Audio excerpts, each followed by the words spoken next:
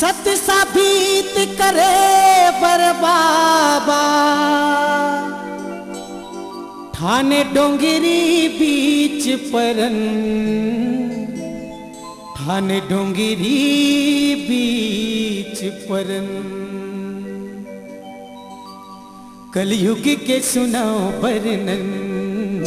कलयुग के सुनाओ वर्णन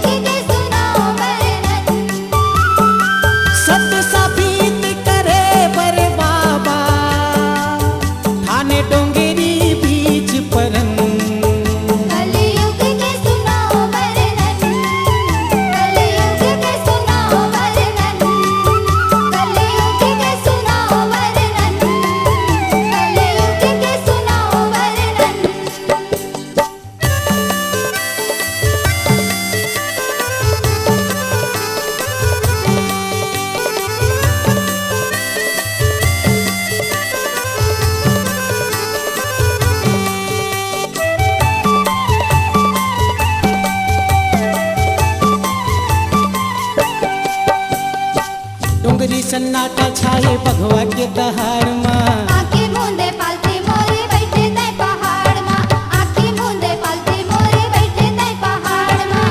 डोंगरी सन्नाटा छाए भगवा के दहाड़ माँ आँखें मूंदे पालती मोरे बैठे तय पहाड़ माँ आँखें मूंदे पालती मोरे बैठे तय पहाड़ माँ अंग जनेवा कंठ मन सत नाम जपे सिर तो पूरा सिमरन कलयुग के सुनाओ वर्णन कलयुग के सुनाओ वर्णन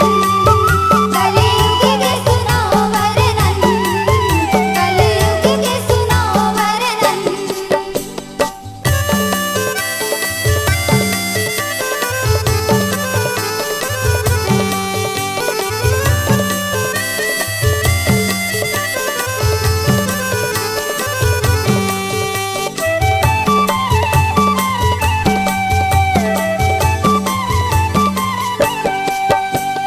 धरती भोर के गंगा निकले जैसे दूध के धारा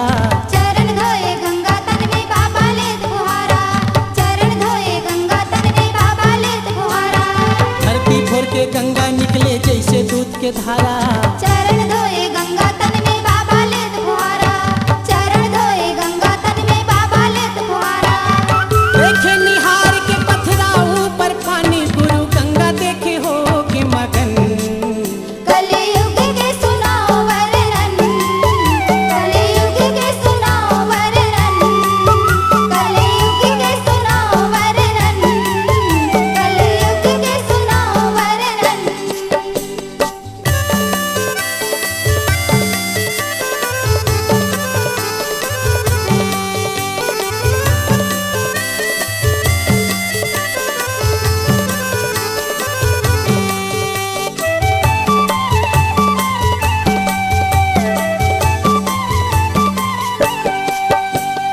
देखे पहचानी सत नाम बोले बानी